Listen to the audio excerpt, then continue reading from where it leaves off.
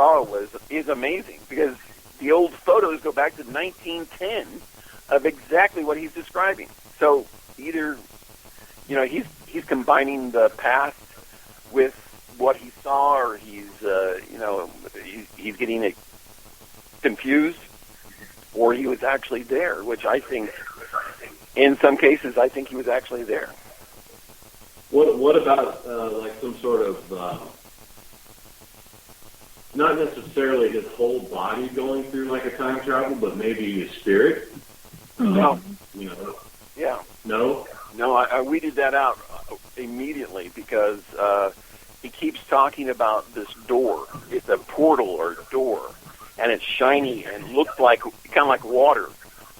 And you can see through it, but when you see through it, it's a different time. I mean, this is straight out of the Twilight Zone. I hate to say it, but it's straight out of the Twilight Zone. And when he sees this, it can be any size. It can be just big enough for him to fit through, or it can be big enough for a car to fit through.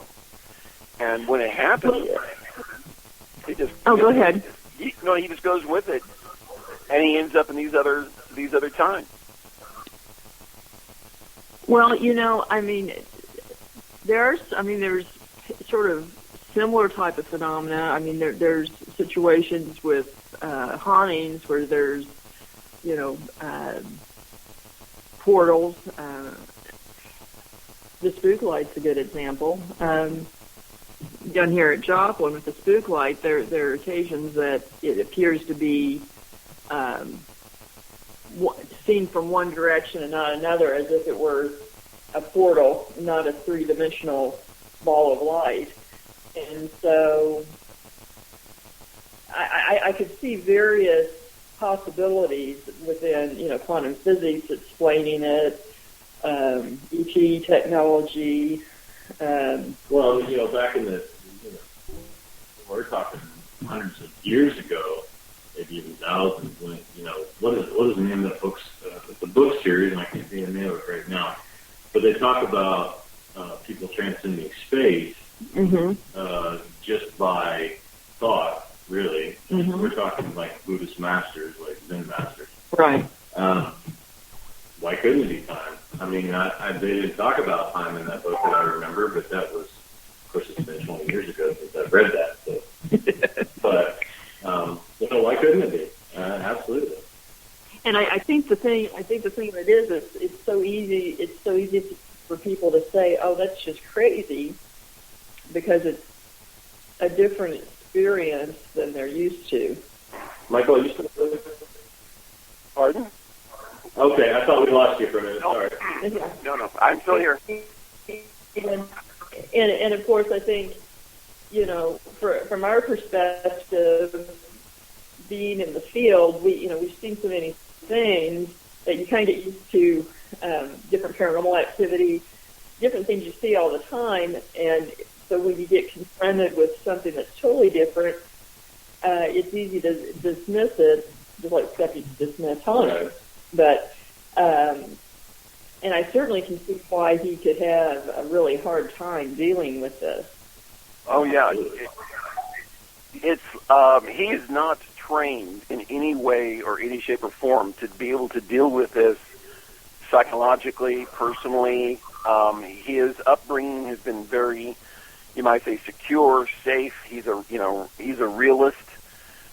This has just shocked him through a trauma. He has virtually traumatized him, as if he has seen a murder or has seen something that he cannot, justifiably explain. And that's the problem in psychology, because you have to press these people virtually to the breaking point to see if they're really telling you the truth.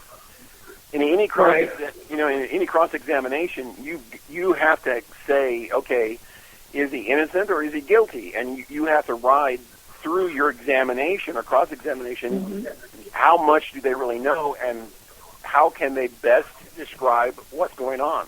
And after that, you have to take it by faith to a certain degree until you do your research and get the facts in place.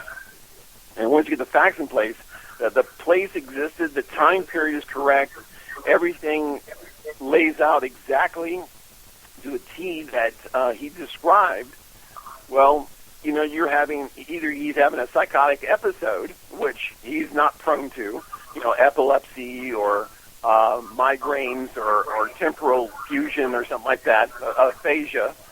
But, he's not prone for any of that. He's a healthy, 35-year-old, 37-year-old guy, and it's hard. It's hard for one person to come out and say, hey, this has happened. Well, yeah, I mean, what did it take him a while to make it public? Oh, yeah.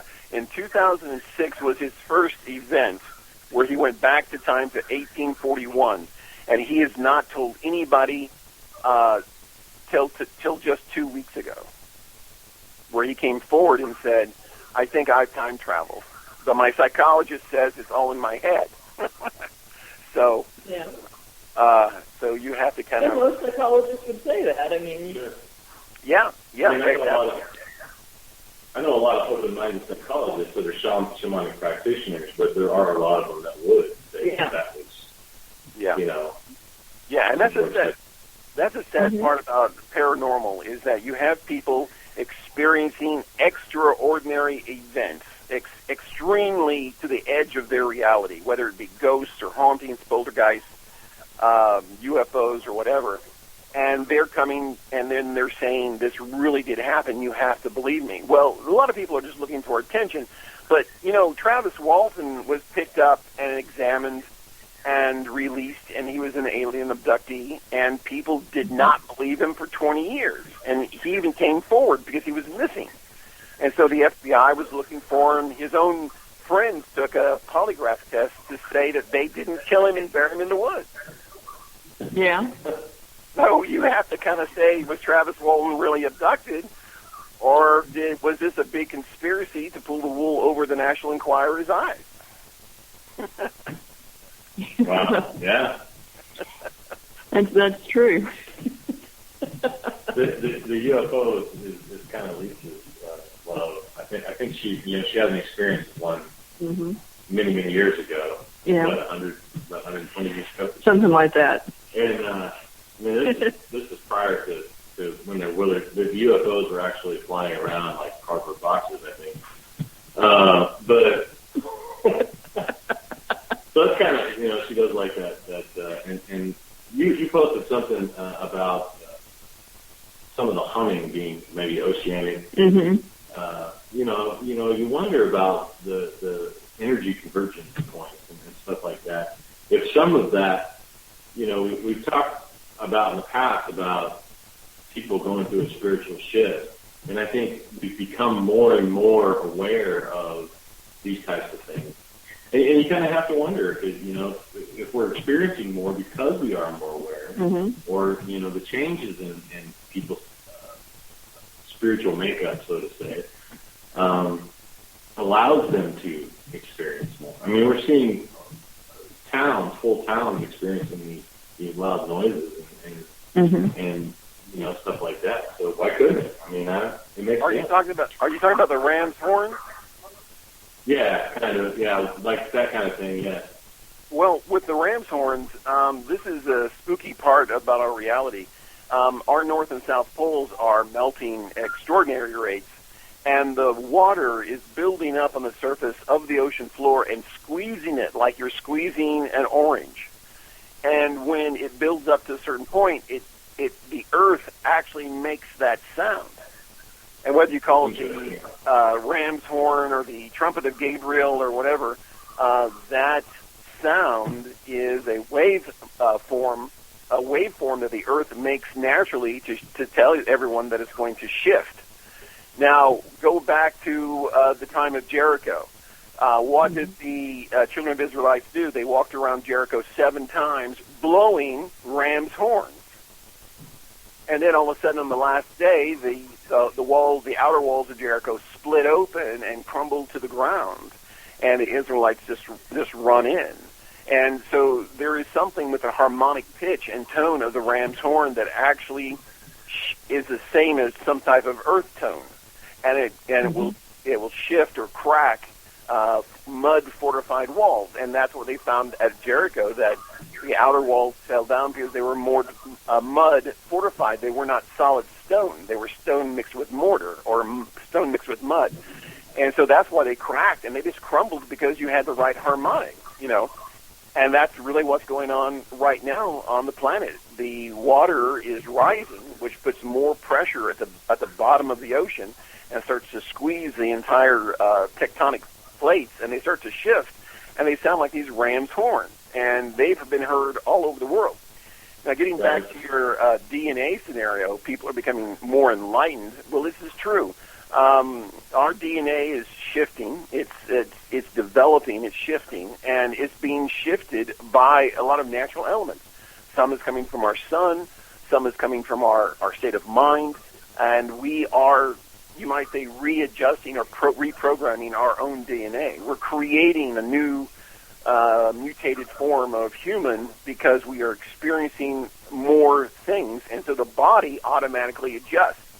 Not like Darwin's theory where whatever survives was just not eaten by anything else. It's where we can actually mutate. Think of a chameleon changing its colors. It's changing its colors because it is camouflaging itself so it doesn't get eaten.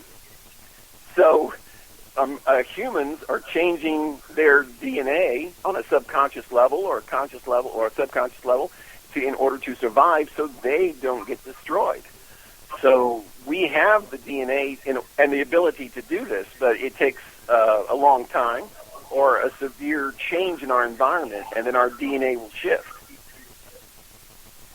Well, I think this has been going on for, I go back and think about my own life, and it's probably been longer than that, but, at the very minimum 20 years, this has been happening. I've been watching it happen because I've always been into the metaphysical field.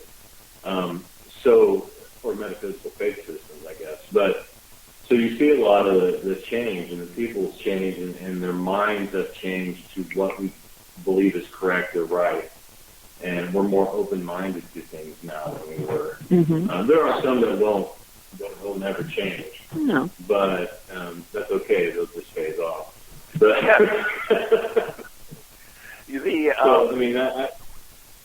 the idea is that as we shift our paradigm, no matter if it was during the Renaissance or during the Roman era or whatever, as soon as we shift our paradigm and become more aware of things around us, our DNA will shift as well, and our brainwave patterns shift at the same time. Mm-hmm. So what is happening is that we are seeing the need for a new type of or different type of survival. Some of it is going to require rewriting our DNA. Some of it's going to require opening our mind in order to perceive or understand new laws of physics or a new way those physics are going to work. And so every time there's a crisis, I hate to talk about crisis management, but every time there's a crisis, the human condition is adaptable because our DNA says that we've got the junk DNA to become adaptable and mutatable. And if you look at clear across the planet, if you're on the North Pole or you're on the equator, our body temperature is exactly the same. It's 97.8 or 96.8 degrees. It varies within 3 degrees from the equator to the North Pole. But if you look at all the people that live on the equator and the North Pole, they're all adapted to that environment. Now, they didn't make it consciously. They moved to an area that could supply them food, and then they, over generations, adapted to that environment. So it became hotter. They just wore less clothes. Their skin changed color. The same thing if you go too far north. The same thing will happen. You are in a colder environment. You have to wear more clothing. So we've adapted over generations. That's why guys in Scandinavia or Iceland, they sit there and it's like 34 degrees and they're sweating, because it's so hot. It's 34 degrees. Well, 34 degrees to me is freezing. You see what I'm saying? But they've psychologically and physiologically adapted to that environment, and so it works for them. It works for them, and their diet has changed in order for that to work. If you look around, like the Galapagos Islands, Galapagos Islands is a treasure trove of species that could survive there without being eaten. So when Darwin got there, he goes, look at all this. They've all, evolved to a certain level. And it's like, no,